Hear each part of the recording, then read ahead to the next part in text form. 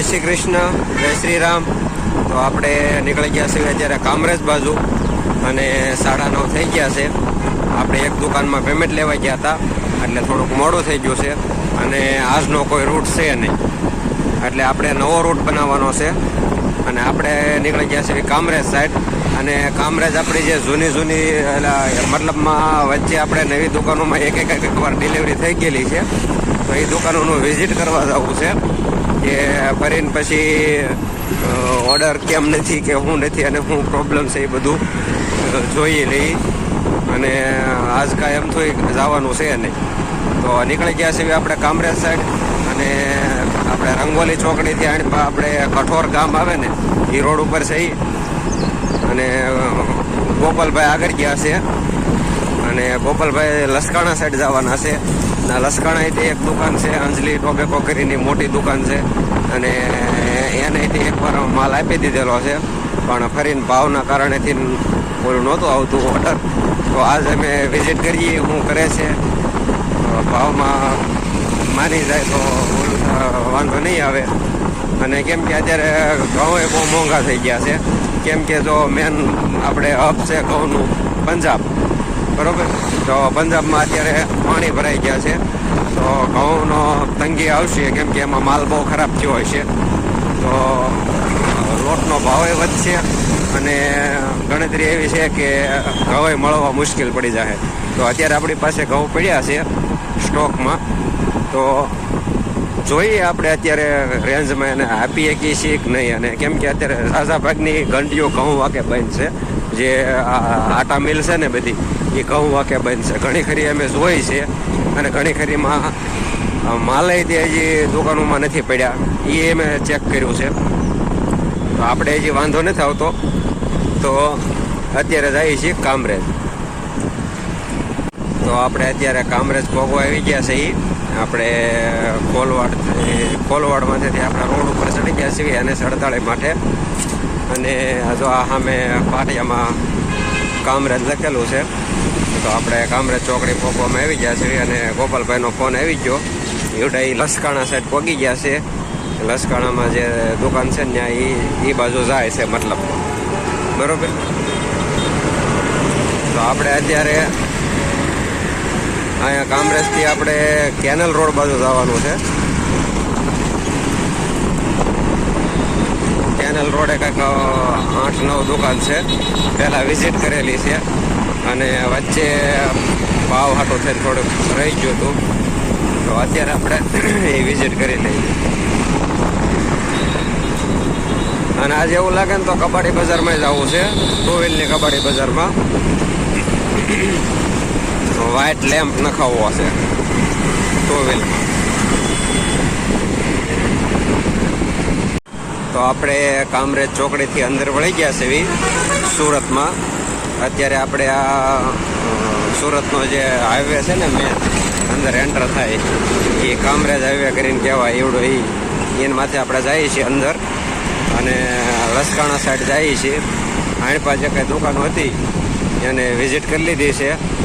અને અમે પહેલાં જૂની વિઝિટ કરી હતી એટલે બહુ ઝાઝું ઓલું કહેવું ન પડ્યું, પણ અત્યારે તે બધા એમ કહે છે કે માલ પડ્યો છે, માલ પડ્યો છે. હવે શું રીઝન છે એ નથી ખબર પડતી, ભાવ ઓવર પડે છે કે માલ પડ્યો છે એ ખબર નથી પડતી. હાજી તો હજી આણી પાસે 1-2 દુકાનો છે, એની પાસે જઈએ છીએ, પછી આગળની પ્રોસેસ કરીએ, બરાબર. તો આપણે અત્યારે થોડાક લસકાણાથી થોડાક અમથા લસકાણા હજી નથી પહોંચ્યા નથી, કામરેજ ચોકડીથી થોડાક આગળ આવ્યા ને તો અહીંયા એક કાકા માવા વેચે છે. આપણે માવો લઈ લીધો છે અને અહીંયા બેઠા બેઠા માવો ખાવો છે. અને પછી ગોપાલભાઈને ફોન કરી ક્યાં છે, પછી એને મળી અને પછી પાછા આગળની પ્રોસેસ કરીએ, બરાબર. તો જો આપણે અહીંયા ઊભા છે અહીંયા જગ્યાએ, અને જો આ કાકા બેઠા ને એની પાસેથી માવો લીધો છે, બરાબર. તો આપણે અત્યારે લસકાણા સાઈડ પહોંચવામાં આવી ગયા છે અને આગળ એક અંજલી ટોબેકો કરીને દુકાન છે, એમાં વિઝિટ કરવી છે. અને ઓલા પણ ઘડીક 5-10 મિનિટ બેઠા હતા, માવો વાવો ખાધો અને પછી ત્યાંથી અત્યારે નીકળી ગયા છે. હવે એ અત્યારે વાગી ગયા છે કદાચ 12 વાગી ગયા છે. હા, 11:46 જેવું થયું છે, એટલે 12 વાગ્યા છે. તો પછી એવું લાગે તો પછી ઘરે જમવા વ્યા જાય. બરોબર. એટલે મારા દીકરા વચ્ચે પડે છે.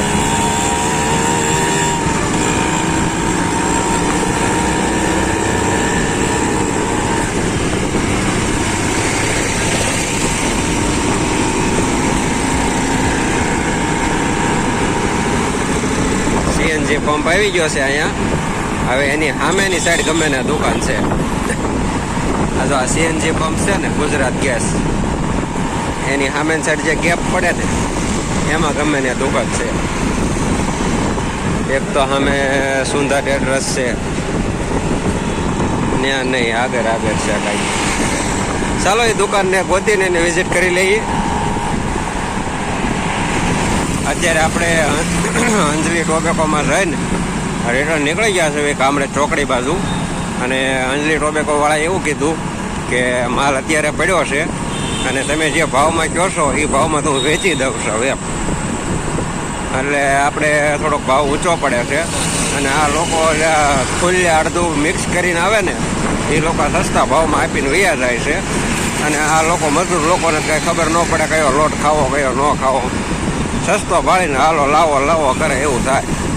આપણે ક્વોલિટી આપી છે એક નંબર ક્વોલિટી. આપણે એવું કહીએ છીએ કે આપણી ફેક્ટરીમાં આવી જવાનું અને ઘઉં સિવાય જો તમને કોઈ પણ બીજી આઈટમ જોવા મળે ને તો તમારું જે કાંઈ બિલ હોય ને એ આપણે માફ કરી દઈશું. આપણે પૈસા નથી જોતા. આપણે એટલું માહિતી આપણે મતલબમાં એટલી ગેરંટી લઈએ છીએ કે ઘઉં સિવાય બીજું કોઈ નહીં. અને પ્લસ બીજી ગેરંટી એ કે જે આપણે સરકારી ઘઉં કંટ્રોલના ઘઉં જે મળે ને એ નહીં, ઘઉંની ખરીદી કરીને આપણે પીસવી સેવી મતલબમાં દળવી સેવી અને આપણે લોટ બનાવી સેવી. પણ આ લોકોને સમજાતું નથી એવું થાય છે. એટલે આપણે થોડુંક અઘરું પડે છે, બીજો કાંઈ પ્રોબ્લેમ નથી. તો હવે આપણે આવી છીએ કામરેજ ચોકડી અને ગોપાલભાઈને ફોન કરી દઈએ છીએ કે હું અહીં બધી દુકાનોમાં આંટો મારી લીધો છે, તમે તમારે કેમ છે તો બી મળીને પછી વૈયા જાય. બરાબર. અને પછી ઘરે આગળ જઈને જમી કાઢીને પછી ફેક્ટરી વૈયા જાય. કેમ કે અહીંયા આંટો મારવાથી કોઈ મતલબ નથી. અને આપણે જ્યાં સુધી આપણે ઓલી નવી ફેક્ટરીની શરૂ થાય ને ત્યાં લગી આપણે પોસ્ટિંગ અંદર નહીં પડે. કેમ કે એ ફેક્ટરીમાં આપણે મજૂર વર્ક છે ને એ હાવ ઓછું લાગશે. કેમ કે ફૂલ્લી ઓટો સિસ્ટમ આવશે. આમાં આપણે લોટ પેકિંગ કરવાના એના મજૂર લાગશે. આપણે એ કોઈ વસ્તુને કોસ્ટિંગ ચડશે નહીં. એટલે આપણે એ વખતે સસ્તું પડશે. કાંઈ વાંધો નહીં. હવે કામરેજ ચોકડી જઈને ગોપાલભાઈનો વાત કરીએ અને પછી આગળની પ્રોસેસ કરીએ. તો આપણે અત્યારે આ તાપીના બ્રિજ ઉપર થઈને નીકળી ગયા છે એ કોલવાડ થઈને. અને ગોપાલભાઈને ફોન કર્યો તો લગભગ એને ફોન ઉપાડ્યો નહીં, એટલે ચાલુ ગાડી હશે કદાચ. ફોન આવશે હવે એનો. અને હવે આપણે જઈએ છીએ ઘરે જમવા.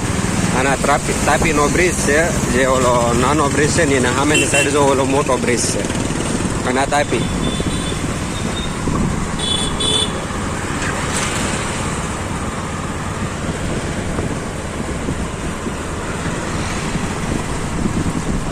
તો આપણે અત્યારે કઠોદ ગામથી આગળ નીકળી ગયા છીએ અને રંગોલી ચોકડી બાજુ જઈએ છીએ.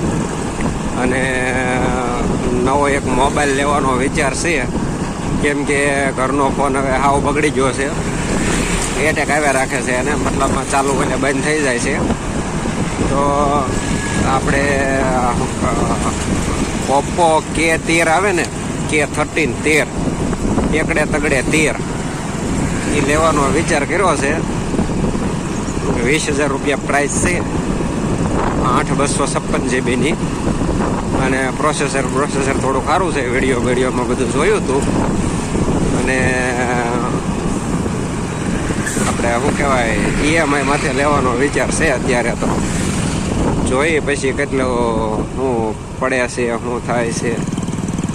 EMIમાં આપણે બજાજ ફાઇનાન્સનું કાર્ડ કઢાવવાનો વિચાર છે. બજાજ ફાઇનાન્સ માથે હમણાં મેં ચેક કર્યું ને બજાજની પ્રોપર એપ્લિકેશનમાં, તો એની અંદર એ 1600 ને કાંઈક 67 રૂપિયાનો હપ્તો આવતો હતો એક વર્ષનો. અને કાંઈક માથે થોડાક પૈસા ભરવા પડે એવું હતું, 500-700 રૂપિયા. હવે મોબાઈલની દુકાને આમ નામ ડાયરેક્ટ ઓનલાઈન નથી આવતું, મોબાઈલની દુકાને જવું પડે અને એ રીતે છે. તો જઈને જોઈ શું છે પ્રોસેસ. આધાર કાર્ડ લાવવું પડે, પાન કાર્ડ લાવવું પડે, તો લઈ જવું પડશે અને બધું પ્રૂફ ગોતવું પડશે. તો કાંઈ નહીં, એ મોબાઈલ લેવા જાય ત્યારે દુકાને મળશું અને તમને બતાવશું આપણે કયો મોબાઈલ લેવો. હજી લેવો ન લેવો હજી 2 નંબરની વાત છે, પણ એ વસ્તુ આપણે કરવાની છે. તો આપણે અત્યારે જમી કારવીને નીકળી ગયા છીએ અને આપણે ઉમરા ગામ જઈએ છીએ. ત્યાં આપણે આજે ડિલિવરી કરીને એનું પેમેન્ટ લેવાનું છે. તો રસ્તામાં છે એને નીકળી ગયા છે અને સવારે આપણે આ મોલ પર ગયા હતા વરાસા બાજુ, કામરેજથી વરાસા બાજુ. અને હવે આ દુકાને જઈને આગળની પ્રોસેસ જોઈએ, બરોબર.